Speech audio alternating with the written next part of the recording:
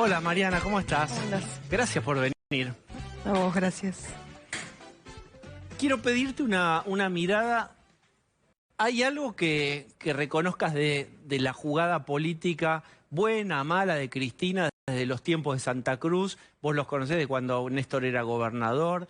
¿Qué se repite o qué es nuevo en esta secuencia donde Massa tiene este ministerio poderoso? Bueno, vaciaron a Alberto Fernández de lo último que le quedaba, ¿no? Y recién te escuchaba, para nosotros esto es como una intervención de facto, ¿no? De hecho, al presidente tiene una figura hoy, digamos, ni siquiera protocolar. Y terminar en manos de Massa es una enorme pérdida. Digamos que seguimos en el Titanic, ¿no? Pero ahora estamos cerca de los violinistas, entonces estamos un poco entretenidos con la música que nos da Massa y toda la operación que fue en torno a su aclamación, que viene desde, recordemos, la renuncia de Guzmán.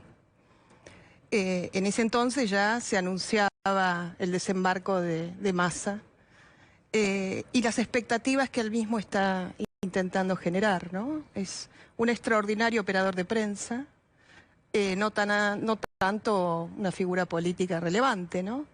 Convengamos que es una de las personas que tiene y goza de la peor imagen negativa, junto a Cristina Kirchner y a Máximo Kirchner y al presidente de la Nación.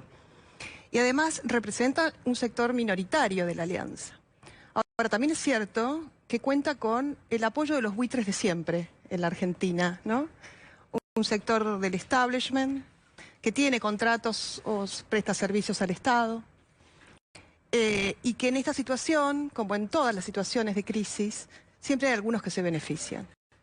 Ahora, lo que deberíamos preguntarnos es lo siguiente. Para Cristina Kirchner, Massa fue el autor material e intelectual de la movilización de las causas judiciales, entre ellas Cuadernos.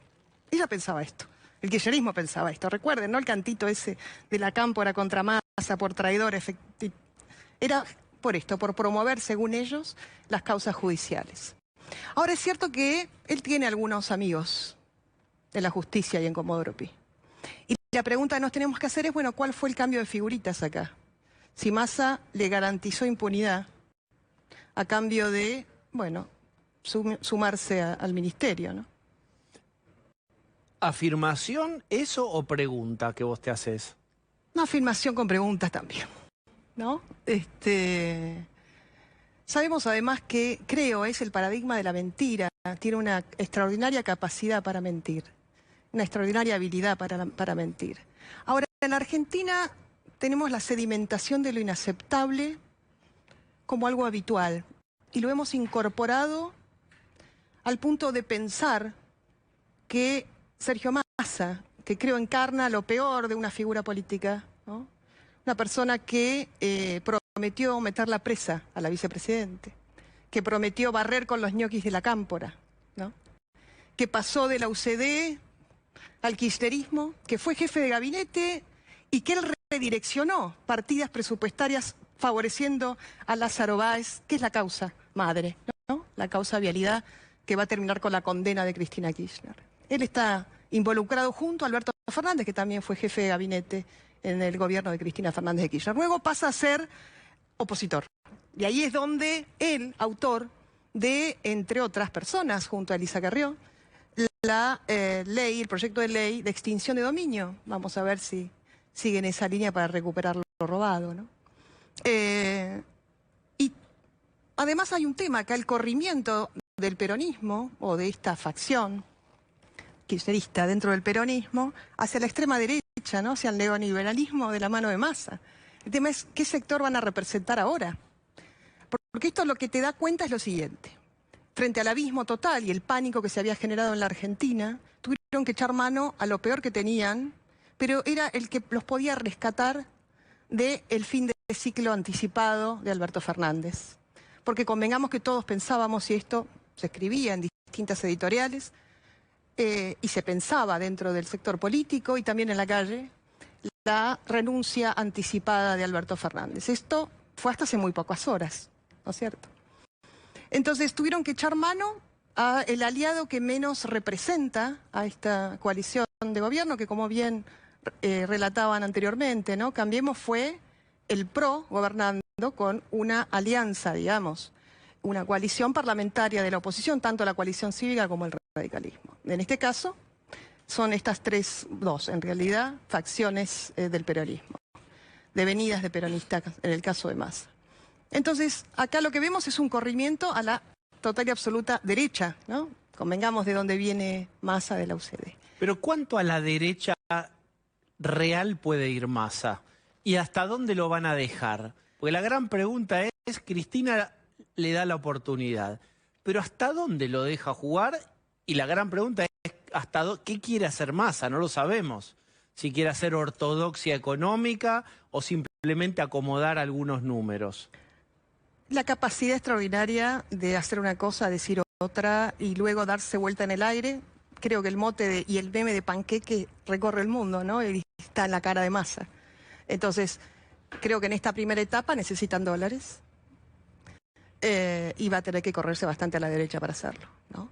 Creo que sí va a haber un ajuste necesariamente para poder restablecer cierta confianza e ir hacia las entidades de crédito, ¿no? Para tratar de traer dólares a la Argentina. Ya se sentó a hablar, o estaba en tratativas, para hablar con el sector del campo.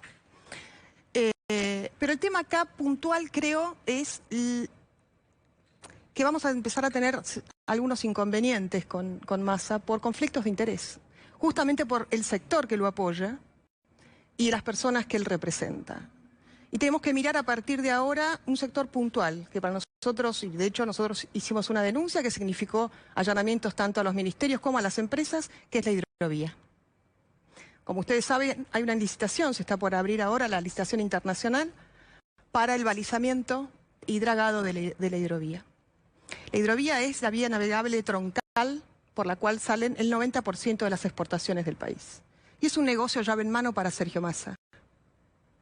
Y la realidad es ¿Por que... qué es un negocio llave en mano para Massa? Él maneja no solo lo que está por manejar ahora cuando asuma, él maneja el Ministerio de Transporte, maneja la Administración General de Puertos. Él manejó todo el tema de la hidrovía y estuvo detrás de la licitación. ¿A y quién se había la una dieron puja. la licitación? No, terminó, nosotros metimos la denuncia y como habían sospechas extraordinarias, porque vos tenías por un lado al embajador autopercibido chino, Bacanar Baja, defendiendo al grupo chino, tratando de instalarlo. De hecho, presentamos nosotros una carta que fue enviada por el embajador chino a Cancillería, al Ministerio de Transporte, etcétera, donde ahí claramente dice, si no le damos la licitación a China, vamos a perder en un montón de áreas porque nos tienen que financiar otros proyectos. ¿Y acá cuál sería el conflicto de intereses de Massa? ¿En qué dos lugares del escritorio está? No, en varios lugares, claro, sí.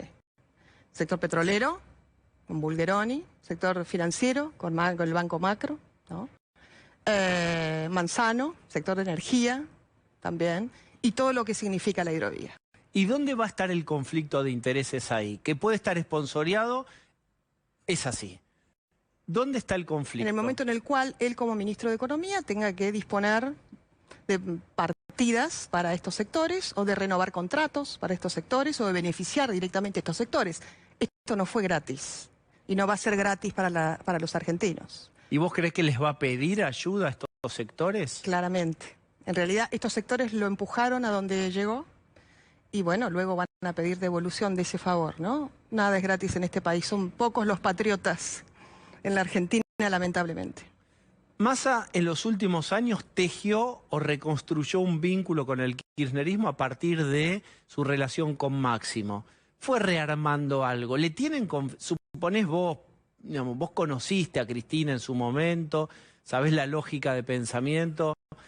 ¿Crees que volvieron a confiar? ¿Es más un momento de desesperación en donde no importa si no confío demasiado, necesito que él asuma? ¿Cómo ves este acercamiento? El kirchnerismo jamás confió en nadie, ni siquiera en sus aliados y sus ministros de toda la vida.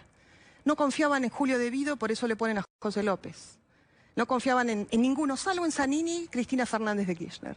Pero Néstor Kirchner jamás confió ni siquiera en los propios. Nunca van a confiar en nadie. Hay, como vos decís, una alianza estratégica temporal, ¿no? Y la realidad es que tampoco tiene el kirchnerismo hoy mucho para presionar.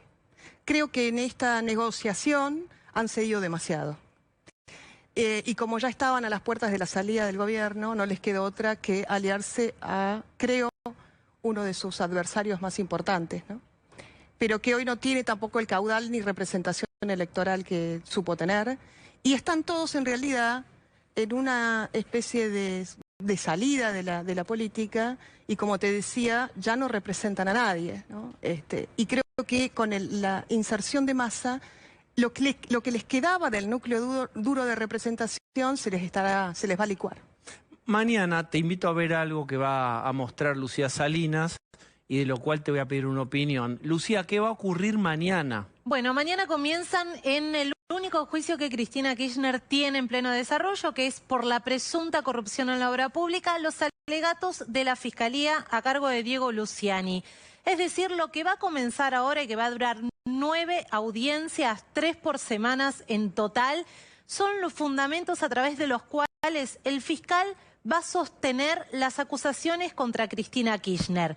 ¿De qué trata un poco este expediente? Un juicio que empezó en mayo de 2019 y donde Cristina ya consideró que había sido absuelta cuando declaró, acusó al tribunal que la juzga, dijo hace poco que esa condena ya estaba escrita, le quiere quitar peso jurídico, algo que puede convertirse en su primera sentencia acusatoria por corrupción. Algunos ejes de esta causa. Lo que dice el expediente y lo que va a tratar de demostrar la Fiscalía con su alegato a partir de mañana es que se montó desde el Estado una estructura de beneficios para Lázaro Báez. ¿En qué se traducen esos beneficios? En 51 licitaciones viales. Acá hay un dato de fecha histórica que hay que tener en cuenta, Diego. Porque hasta mayo del 2003, Lázaro Báez era solo un monotributista. Y esa es una fecha que hay que tener presente y que también remarca claramente el juicio, se remarcó durante el juicio.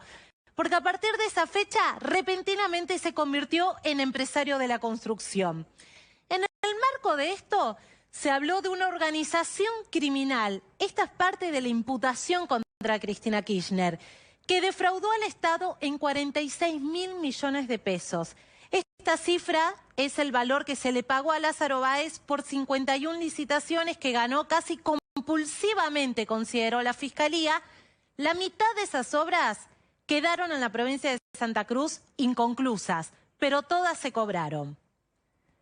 Otro de los ejes de la acusación contra Cristina Kirchner. Cristina Kirchner enriqueció a Lázaro Báez en un 12.000%. Prestale atención a ese número. Esto va a decir la Fiscalía mañana. Es un día importante lo que va a ocurrir mañana. Sí, exactamente. Contamos que vienen pasando cosas en la causa vialidad. ¿Por qué es especial mañana? Porque a partir de mañana lo que empieza es la cuenta regresiva para que el tribunal en diciembre dicte un veredicto, sea absolver a Cristina Kirchner y a los demás imputados, que son 12 en total, entre ellos Julio De Vido, José López, Carlos Kirchner, o condenarla por los 3 delitos que se le atribuyen en base a todo esto que yo te estoy contando. Acá hay otro eje. Lázaro Báez recibía obras de manera irregular y con sobreprecios que no terminaba. Esto dirá el fiscal mañana. Esto ya lo dice la imputación que la mandó a Cristina Kirchner a su primer juicio oral por presunta corrupción en la obra pública, y lo que va a hacer el fiscal Diego Luciani es demostrar que durante todo el juicio, que fueron más de 120 audiencias, existieron elementos suficientes para dar por corroborado los delitos. Acá hay 2 datos: la irregularidad, que tiene que ver con un sistema amañado para que siempre gane Lázaro Báez, y los sobreprecios para que las rutas terminen así, Diego. Y con el detalle de ese, no sé si es un perro, un zorro ahí arriba del cartel. Bueno, esta es una de las tantas rutas que Lázaro Báez ganó de la mano del gobierno de Cristina y Néstor Kirchner, pero que nunca terminó. Esta es otra de las rutas, y esto es lo que la justicia ha calificado como un emblema de la corrupción. Mirá la traza sin terminar. Esto es la ruta 3, que conecta Caleta Olivia, al norte de la provincia de Santa Cruz, con Comodoro Rivadavia, el sur de Chubut. ¿Por qué es importante esta ruta? Porque conecta las 2 zonas petroleras de ambas provincias, una obra que Lázaro Báez tuvo 16 años en sus manos. ¿Sabés cuánto avanzó esa obra? ¿Cuánto? Un 36%. Pero los sobreprecios, según el informe pericial, superaron el 300%. Bien. Por obras como estas es que se mandó a juicio oral a Cristina Kirchner y a Lázaro Báez. Vos me preguntarás si lo que se juzgó acá, como dijo Cristina, es que ellos son amigos. Nunca la justicia se basó en la amistad, sino como alguien que tenía negocios desde el ámbito privado con los presidentes, con Néstor y con Cristina Kirchner, de repente se convirtió en empresario de la obra pública. Bien, muchas gracias, Lucía. ¿Por qué es importante esto que contaba Lucía, lo que va a ocurrir mañana? Mira, antes quería decirte algo, ¿no? Me parece que en Derecho y en todas las facultades de Derecho debería estudiarse el caso Vialidad como el ejemplo más acabado de una asociación ilícita que montó una organización criminal desde el Estado para hacerse de fondos públicos a través de licitaciones direccionadas, y el 80% de esas licitaciones direccionadas al testaferro de los Kirchner en Santa Cruz. La verdad es que esto es más que importante. Ella es la jefa de la asociación ilícita, es la autora material e intelectual de esta matriz de corrupción, que fue sistemática y sistémica y se perpetuó durante 12 años. Y para eso necesitó de una estructura del Estado. Es decir, lo que hicieron fue exportar lo que sucedió en la provincia de Santa Cruz, que fue el laboratorio, el origen, a la nación. Lo que hicieron fue replicar el Instituto de Desarrollo Urbano y Vivienda, que era el IDUB, y inventaron el Ministerio de Planificación Federal, donde ahí exportan a Julio De Vido, que también había estado en el IDUB, José López, que también había estado en el IDUB, en la Subsecretaría de Obras Públicas, Carlos Santiago Kirchner, que estaba en la Coordinación de Obras Públicas, luego a Periotti en Vialidad Nacional. Entonces lo que hicieron fue, idearon esto. Primero lo que hace Lázaro Báez, 8 de mayo del 2003, días previos a que asuma Néstor Kirchner la presidencia de la Nación, ahí se funda Austral Construcciones. Y como bien decía Lucía, Lázaro Báez percibía 3.000 pesos en el año 2003. Era un empleado público.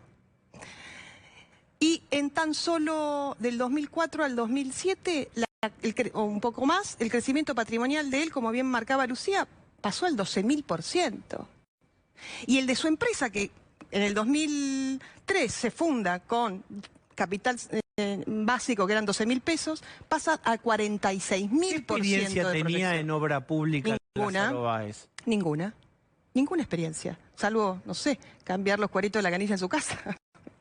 El tipo era cajero del Banco, primero era cajero del Banco Nación. Ahí va a verlo a Néstor Kirchner para pedirle el pase al Banco Provincia porque habían mejores sueldos. Ahí pasa al fondo fiduciario de lo que fue en realidad la privatización del Banco Santa Cruz, que se lo regalan a Eskenazi, y que luego utilizan esos fondos de garantía para comprar YPF, toda esa vuelta, y en todo eso participó Lázaro Báez.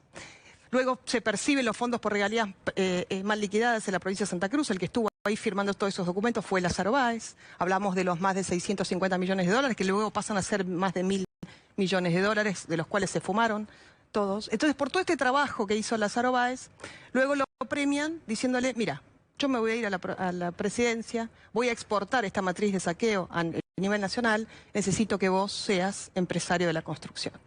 Lázaro Báez crea Austral Construcciones. Luego lo que hacen es le dan 2 obritas para que él tenga capital, un poquito más de capital, una obra en Río Gallegos, la terminal de ómnibus de Río Gallegos, ahí se hace de un par de millones. Y a partir de ahí lo que hace Lázaro Báez es cooptar la totalidad de las empresas constructoras. Entonces, ¿qué significaba esto? Cartelización de la obra pública. Luego lo que hacen Néstor Kirchner y Cristina Fernández de Kirchner, no solo contentos con darle el 80% de la obra vial, hablamos de 51 licitaciones por 46.000 millones a Lázaro Báez, no contentos con darle esta cantidad de obras, con sobreprecios, Lázaro Báez con el tema de simular la competencia, arma UTES y presenta todas sus empresas en las licitaciones, fue beneficiado Lázaro Báez por decretos de necesidad de urgencia firmados por la propia vicepresidente. por cifras megamillonarias. Luego partidas, asignaciones presupuestarias de los sucesivos jefes de gabinete, también megamillonarias. Y la vicepresidente firmó un decreto donde le otorga a Vialidad Nacional autoridad total para el manejo de esos fondos. De manera que Cristina no podría, o sus abogados no podrían aducir que había entre Lázaro Báez o la ejecución de esas obras y la presidenta o la vicepresidenta en ese momento, no sé, 10 instancias administrativas en el organigrama y que ella no estaba al tanto de lo que se decidía. No, porque además no lo puede hacer. No, además que no lo puede hacer, porque lo que hicieron fue crear el Ministerio de Planificación Federal, amañar absolutamente todos los organismos de control. Fueron cómplices y partícipes necesarios todos los organismos de control, donde designaron allí personas aliadas, todas, a ultrakirchneristas que venían de la provincia de Santa Cruz. Reportes de operación sospechosa, por ejemplo, que tanto el Banco Nación como otras entidades o la Unidad de Información Financiera debería de reportar. Todas esas cosas fueron desoídas. Lo mismo pasó con la FIP, lo mismo pasó con la DGI, donde Lázaro Báez llevaba a los directores de la DGI en ese momento en aviones personales, particulares. El caso de Toninelli, todo esto lo hemos denunciado. Mariana, ¿no? Yo quiero pedirte por último y agradecerte tu visita hoy domingo, que juntemos los dos fragmentos de entrevista, antes de Lucía y después. Largamos hablando de una reconfiguración del poder donde se le delega a Massa y ahora venimos hablando de este juicio tan crítico para Cristina que es Vialidad. ¿Cómo pensás que se articula la cuestión de la justicia y la cuestión del poder? Absolutamente, en todo. A ver, convengamos que en el momento en el cual ella asume la vicepresidencia, designa a Alberto Fernández para su plan de impunidad.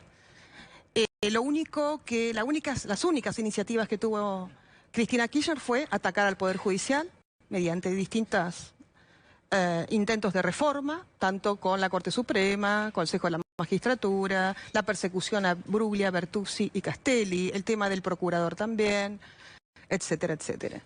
Y ahora, por eso yo te decía, hay que tener mucho cuidado con el cambio de figuritas que haya hecho con Massa y lo que él le haya prometido respecto a esta causa puntual. Porque la realidad es que es difícil, es imposible que no sea condenada como jefa de la asociación ilícita.